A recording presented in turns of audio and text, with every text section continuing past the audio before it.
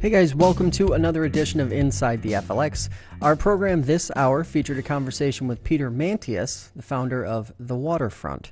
It's an online blog dedicated to covering environmental politics here in the Finger Lakes, and he's been on the program many times. You can see his work here on fingerlakes1.com. Simply click on the Waterfront tab on our homepage.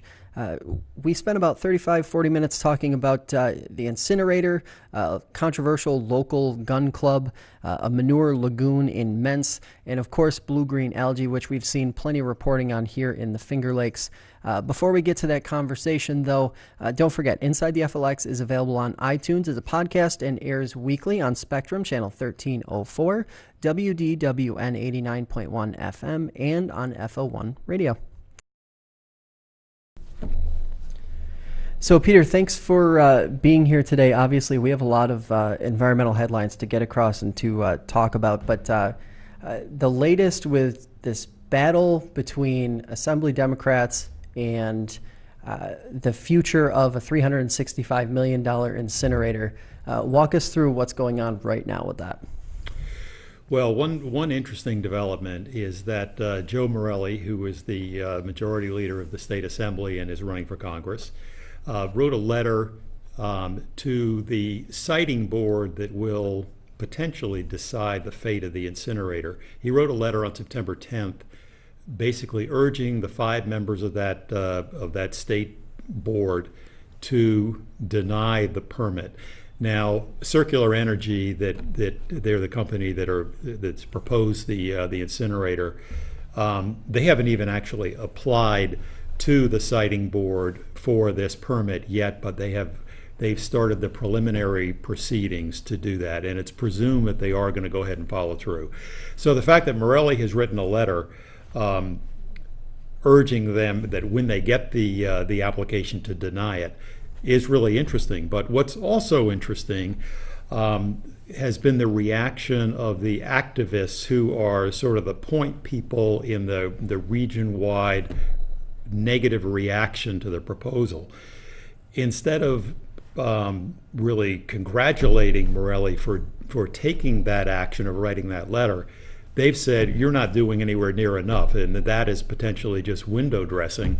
What you really should be doing if you want to stop the project is actually make sure that the assembly is called back into session this year to pass a very popular bill that would ban trash incinerators in the Finger Lakes. Now that bill has already unanimously passed the Senate, and it was poised to be approved by the Assembly on the closing days of the session early in the summer, but it was never called for a vote in the Assembly. And it was said at the time that it got tangled up in a downstate bill that had to do with cameras that would detect speeders in school areas. And some people kind of raised their eyebrows about whether that actually happened that way, or that was just a pretext, a way to kill the bill. And I think that some people were cynical because the individual who is tied to the property where the incinerator would be built has been a major contributor to particularly Governor Cuomo, but also more recently he and his wife have also contributed to Joe Morelle. So there's some suspicion that that either Cuomo or Morelle or both might have had something to do with this not being called for a vote. And so the activists are saying, well, you could clear all that up, Joe, by just simply insisting on having the assembly come back into session briefly before December to vote on the bill, and it would be a slam dunk. It would go right on through, and presumably the governor would sign it. Now, Morelle, I talked to someone on Morelle's staff, and they said, well, it's not quite that easy. Morelle can't just push a button and have the assembly come back. It's really the Speaker of the Assembly, Carl Hastie, who would be the one who would actually have to do that.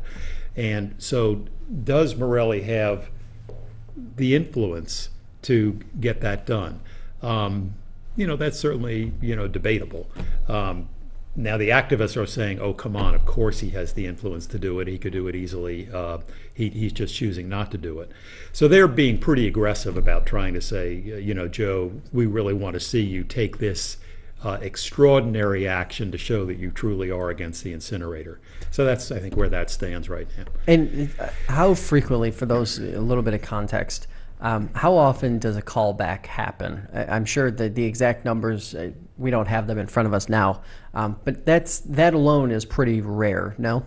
It is. It's I don't have the statistics in my head, but it is. I think it's not common, but it's also not all that difficult to do. I mean, it certainly could be done, and it could be done very briefly. And I also understand, although I don't have any details on this, but I understand that there's some other sort of loose ends that both parties would kind of like to get taken care of in a quick special session. I think there's some downstate issues that they would like to take care of. So you could kill more than one bird with that stone if you did it. Right. Now, part of this, obviously, there's a little bit of layer of, or at least suspicion of, Albany corruption contributing to, or at least this deadlock nature of politics in Albany, contributing to the standstill that we're at right now. And probably because of that, some folks are saying, especially those on the political side, they're likely saying something along the lines of, well, we can do it next session. We can do it next year. Why are the activists not accepting that as a possibility and continuing to focus on let's get this done now and not wait? Well, yeah, one of the problems with having it just go on for years and years, this is certainly what happened with Crestwood down at the other end of the lake with the gas storage project that went on for 8 years.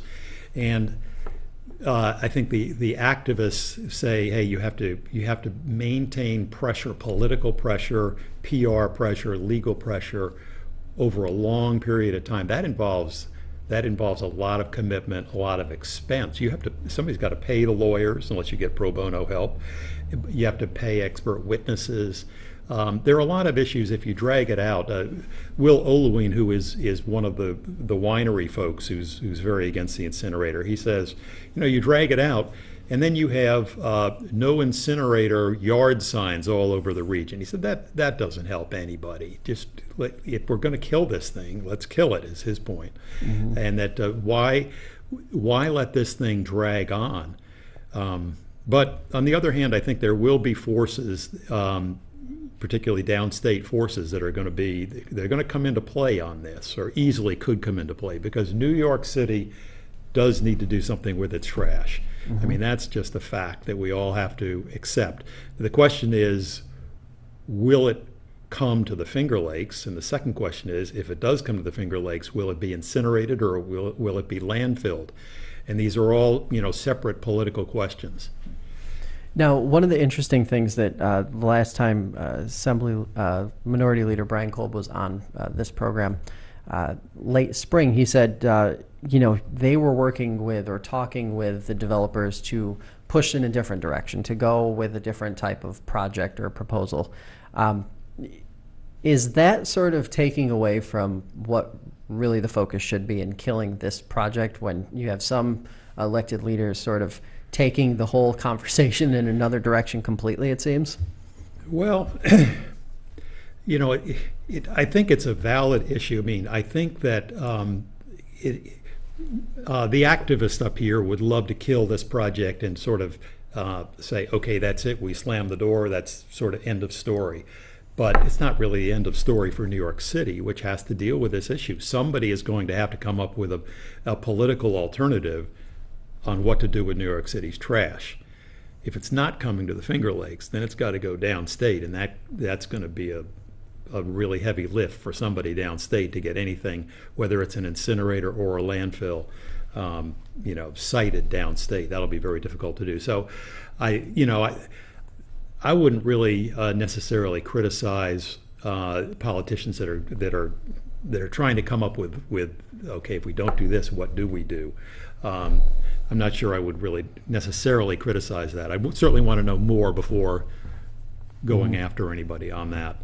So another one of the big environmental stories that obviously has been featured on the waterfront, the EPA and the DEC have shied away from ordering a ceasefire over a gun club that is located near or on Salmon Creek. Walk us through what that story is all about and why that's important. Sure.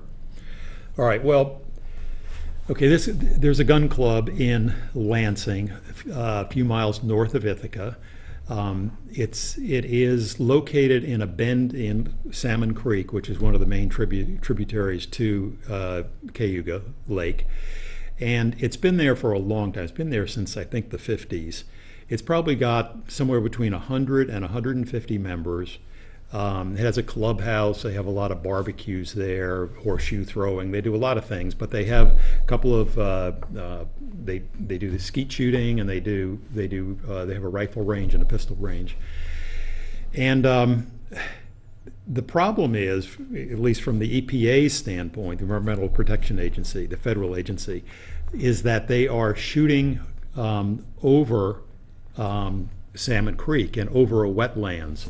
And that is a clear violation of federal law. And as a result of that, it'd been going on for years. I mean, even to the point where the gun club had been depositing literally tons of lead in the creek wetland area. Tons of lead over the years, and maybe even more than a ton a year. So we're talking about a lot of lead going into this tributary to Cayuga Lake.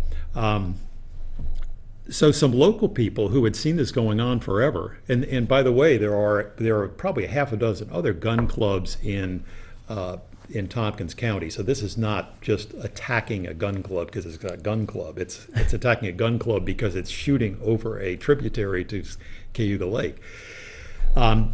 Anyway, some folks there in Lansing were very upset about it, and they went to the EPA and said, hey, you guys are supposed to regulate this. So in 2016, there was a formal consent agreement between the EPA and the gun club. And basically the EPA said, you guys have 180 days to stop shooting lead. You can just flat out stop shooting lead, or you can reorient your shooting ranges so you're not shooting over the little stream. And the gun club basically opted for the second one. But unfortunately, the deadline for complying with that expired earlier this year. And so the gun club never really did quite reorient the shooting ranges. And then in June, they had a law firm come in and say that, well, actually, we don't really need to comply with any kind of local rules about how we reorient our fields of fire. And so they just started with the bulldozers, and they were making some changes in the site, and it wasn't really exactly clear what they were going to do. But the town finally stepped in and said, well, you're not allowed to do that, and they issued a stop work order. And I may not be totally up to date on this, but I believe that everything has stopped over there right now, at least temporarily. Mm-hmm. Now, as far as this story goes, it seems like this is another example where we're talking about the DEC or EPA being a little bit behind, maybe not quite having the staff to keep up on something. It seems to be that a lot of these environmental stories, when it comes to the checks and balances at the state level and then above, it ultimately comes down to staffing on whether it's happening at an appropriate level or not. Is that a real part of this storyline? I mean, that's part of it. Yeah, I mean, it's also, like in baseball, and there's a pop fly, and there are two outfielders that could get it, and it's like, I got it, you take it, kind of thing, and nobody knows who should have the authority. And in this case, the DEC is saying, well, the EPA has an active, consent agreement here. We're not going to come in and launch our own, enforcement action, in the face of that. It's kind of up to the EPA to, follow through on what they've already started. So you can somewhat understand that. Everybody's trying to figure out who needs to clamp down here, and there is, we don't know how it's going to turn out. Right. Now, part of that, just part of me is then asking, well, then what should residents expect? What is the expectation, or what is the pulse of the folks in that area, in that community, for what they think will happen over, say, the next year to two? I mean, I think they don't know whether there will be any kind of enforcement applied, because there hasn't been for a long, long time. Remember, it was the residents who went to the EPA and knocked on the door and said, "Hey, would you mind enforcing the law?" And they did, and they did a consent agreement, but they just have not followed up on it and have not enforced it. And I don't know how much of that has to do with the change in administration.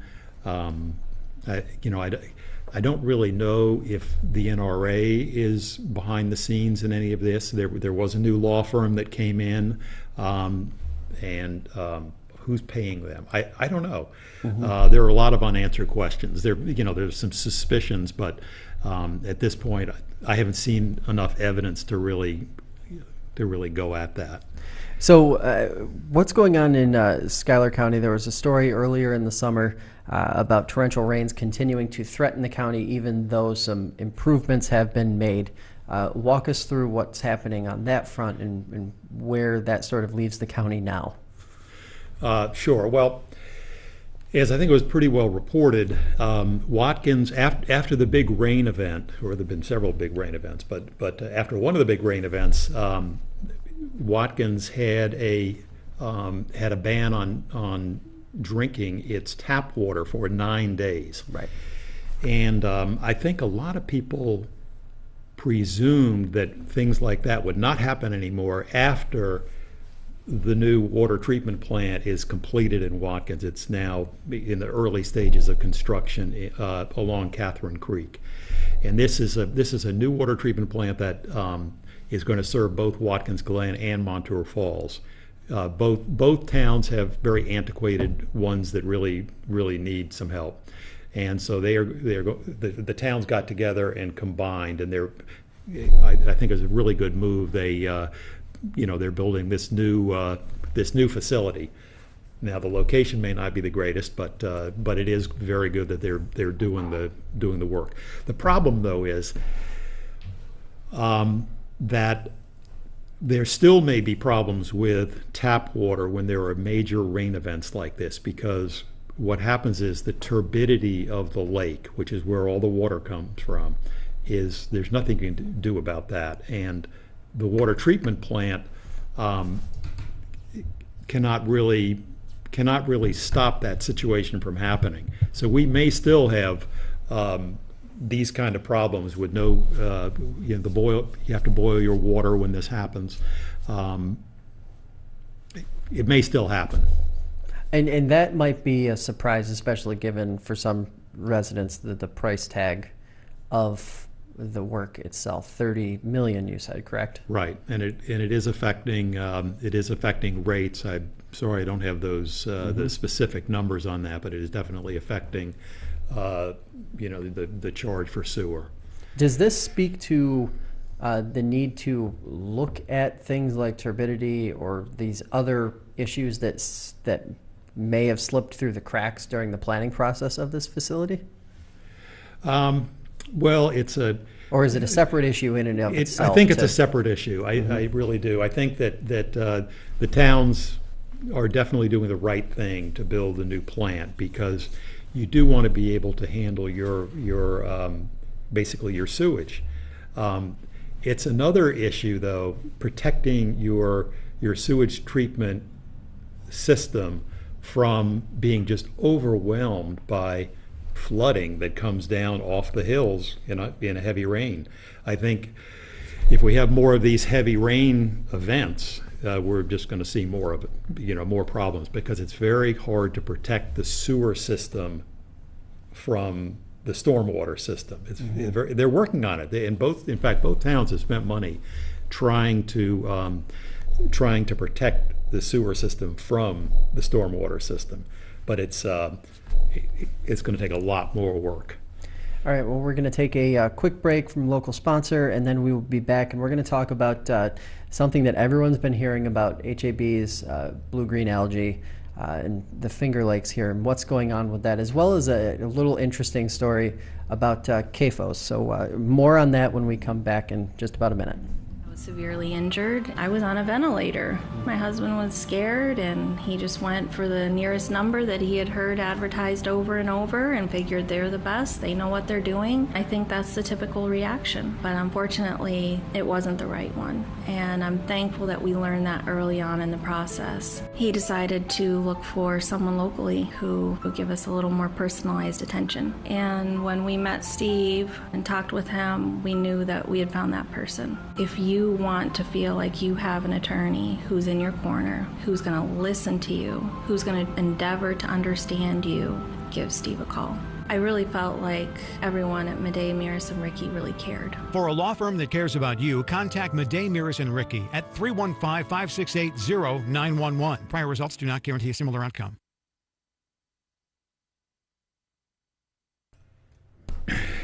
All right, and welcome back to the program. We have Peter Mantius of the Waterfront in studio today. He's talking to us about the latest local headlines in the environmental and political space. CAFOs and the DEC. CAFOs are one of those things that a lot of folks have probably heard about. They may not completely understand what a CAFO is or how it's contributing to the environmental side of the Finger Lakes, or that news side of the Finger Lakes. So walk us through what that is, and then also the most recent story that you published. Really interesting look at one farm in particular. Walk us through it. Sure. Well, CAFOs are, let's see, I think it's concentrated animal feeding operations. I think that's right. And these are basically the large, really mostly large dairy farms, at least in this area. And there are several hundred of them in New York State. In April, a Supreme Court judge in Albany said that the DEC was not following the law and regulating this, and ordered them to come up with new rules for basically managing and regulating CAFOs. Mm-hmm. Well, one thing that I've learned in the last few days is that apparently they have come up with draft new rules. I think earlier this month they issued the draft, and it's now a comment period on the draft. Apparently the new rules only apply to 21 of the CAFOs, even though there are several hundred out there, and it gets to be a fairly arcane distinction as to what the DEC's definition is of why the rules apply to some CAFOs and not others. To probably oversimplify, the CAFOs that actually drain into a water body and need a speedies permit for discharging, it's my understanding that is the basic demarcation between the 21 CAFOs that the new rules will apply to and all the others that don't have to change the rules. So that's going on right now. So the state is in the process of rewriting these rules under a court order to do so. And Riverkeeper has been behind all this. They're the ones that filed the lawsuit that led to the judge's order. And it's my understanding that they believe that the rules should apply to many more CAFOs than what the DEC is standing by at this point. Okay, now the one CAFO or the one situation that I wrote about deals with the little town of Mentz, and there is a very large manure lagoon that is under construction. There's probably a few people who are listening right now saying, "What is a manure lagoon? What is that?" Basically, CAFOs and the cows that live in the CAFOs produce a lot of manure, really a lot of manure, and it has to be stored somewhere. And these lagoons, there are a number of them around the state. This would be an extremely large one. And there are some folks in the little town of Mentz who are concerned that there's been virtually no regulatory oversight as to the construction of this lagoon. And it turns out that the permitting of the lagoon, there were some questions about that because it was it involved a California company as well as a very prominent dairy farm, the Horrigan Dairy Farm that supplies Burn Dairy and others. They're also involved in it. So it's another sort of cloudy regulatory situation as to whether they've gotten the proper permits to build this lagoon. So that's a story that I focused on. Now, interestingly, the Horrigans, even though they have a very, very large dairy operation, I do not believe that they are on that list of 21 that would be affected by the rules changes. So I have to do a lot more reporting on this to figure out, okay, now, who and why? Why are the new rules not applying to certain people but applying to others? And is that appropriate? Now, obviously, for those who have heard about CAFOs, they probably have heard it as part of a discussion about blue-green algae and toxic algae and HABs, because it is from time to time one of those items that pops up. Obviously, there has been a lot of news in the HAB realm. Virtually every lake has had some sort of algae bloom reported on it in the last, say, month and a half, usually from early August through like late September is that sort of sweet spot. Right. But where do we stand right now with the reports and then also the actual underreporting? We were talking a little bit before we came on here about how there's an underreporting element at play here too, right? Well, first I'll start off by giving sort of a shout out to Tom Wilbur of Gannett, who's a very, very good reporter on the environment, who wrote a really in-depth piece on the link between CAFOs and toxic algae in the Finger Lakes and really everywhere. And very good story. CAFOs, because they produce nitrogen and phosphorus. If manure is spread on fields that washes into the lakes, it basically becomes fuel for toxic algae. And CAFOs seem to be one of the main violators here. But the degree to which we're still trying to figure it out, and the scientists are trying to figure it out. So I think right now what's important is monitoring. I mean, for the people who swim in the lakes and even drink and use the lake water, how much do they need to be worried about toxic algae? And it's the DEC does a good job with a HABs notification page where they list all of the water bodies in the state that have had problems with toxic algae. But I've noticed in the last few days that that page seems to be either underreporting the most serious events or they're lagging. For example, Seneca Lake is monitored very closely by Seneca Lake Pure Waters. They've found many instances of confirmed algae blooms, many of them, I'd say, certainly more than a dozen. But in 4 cases, there are situations where there are high toxins, which is the most dangerous kind of algae bloom. 4 cases, Geneva, Dresden, Lodi, and a place up on the northeast corner of Seneca Lake.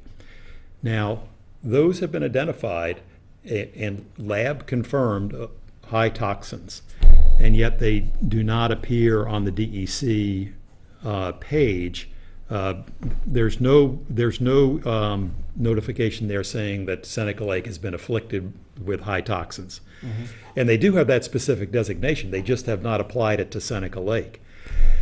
Cayuga seems to be even even worse, because also the DEC is not identifying Cayuga as a lake that has been hit by high toxins.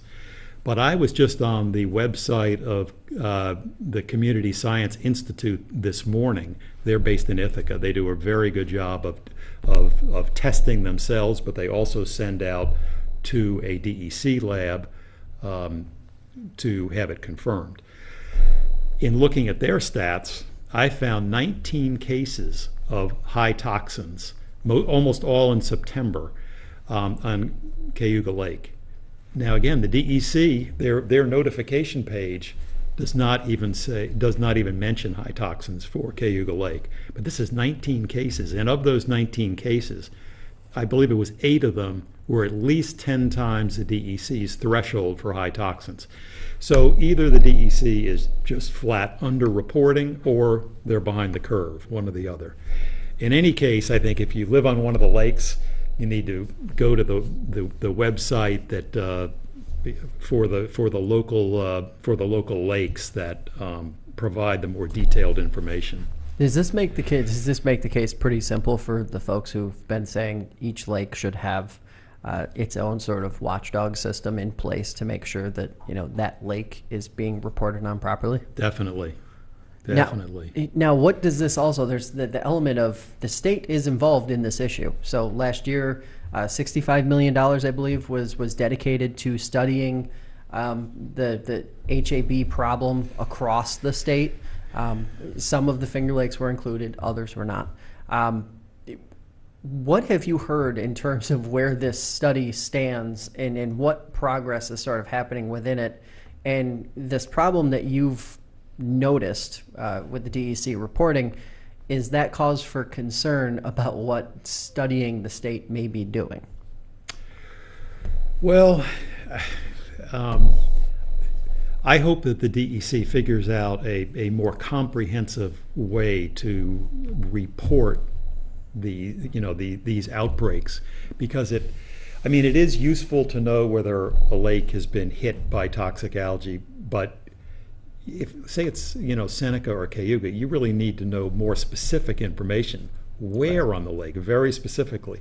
That's where it's important to go to sources like Seneca Lake Pure Waters Association, which has a website, and it has an interactive map where you can, if you have a cottage somewhere, you can zero right in on it and find out if there have been any kind of suspected or confirmed with high toxin situations near your place. Mm-hmm. You can't do that at the DEC level, and maybe the DEC should think about doing that. I don't want to, I don't know what the cost would be involved there. Right. Maybe what the DEC needs to do is for each lake provide a website or an interactive map for that situation, so people can actually use the information in a more practical way. Is that as you report on this and talk to folks and hear what people are saying, and obviously you live here in the Finger Lakes, so this is personal for you too. Is it tough sometimes to keep up with the blooms and outbreaks as they pop up? Because it does seem like once you hit the beginning of August, it's 2 to 3 times a week, and I can speak from experience here at Finger Lakes 1. I know for a fact we've missed some of them just because of how many are constantly coming out and being published in one way or another. I don't feel the DEC has a really hard task, because not only are these things popping up all the time, but they're also disappearing all the time. Mm-hmm. So it's really, really hard to maintain a website that covers the whole state. It's geographically so diverse, and also just the timing of these things. These things can last for maybe 3 days and then they're gone. Right. So it's very hard to keep track of it all. And that's why I think, getting back to your question about individual lake monitors, I think that's a really good idea. And I think the interactive maps that several of the lakes have right now, where you can go on there and really zero in on a specific bay, that's really helpful. I think there are 4 of the Finger Lakes that have those now. I think Owasco does. I believe Canandaigua also have interactive maps. Seneca and Cayuga obviously do. Mm-hmm. Now, do you think, in terms of coverage, you've done a great job of keeping on top of this issue. Do you think folks who live out there should, or live in the Finger Lakes, should they feel good about the progress that's being made, or should they still be pretty concerned about the rate of appeared increase every year and more blooms? No, they should be very concerned, because I think that the identification of the problem has been slow and not really adequate, given how dangerous it is. And I think that people really should be on alert. I mean, I swim in Seneca Lake all the time, but I'm always kind of, depending on what kind of day it is. If it's a really warm, calm day late in the summer, I'm definitely looking to see the little wisps in the lake water to see if there's anything there, because you really don't want to be swimming in it. Mm-hmm. Now, of course, your reporting has been featured on FingerLakes1.com for several months now. But where can folks find you? Where can folks read the great stuff that you are putting out really quite frequently? Well, I'm trying to think of the exact web address. It's a little bit difficult to remember it exactly. Well, on our network, it's FingerLakes1.com/waterfront. But your blog, where all of that is actually housed, is the Waterfront Online? Waterfrontonline.blog. Yep. And sometimes I'm not sure whether that comes up if you Google it and then Google my name. It will. Mm-hmm. If you do my name and Waterfront, Mantius and Waterfront, it'll definitely come up. All right. Well, really appreciate you coming in, and of course, keep up the great work. There just isn't. I say it every time you come on. There just is not enough environmental reporting, the sort of niche reporting that needs to happen here in the Finger Lakes, and you're doing an awesome job with it. Okay. Thanks, Josh.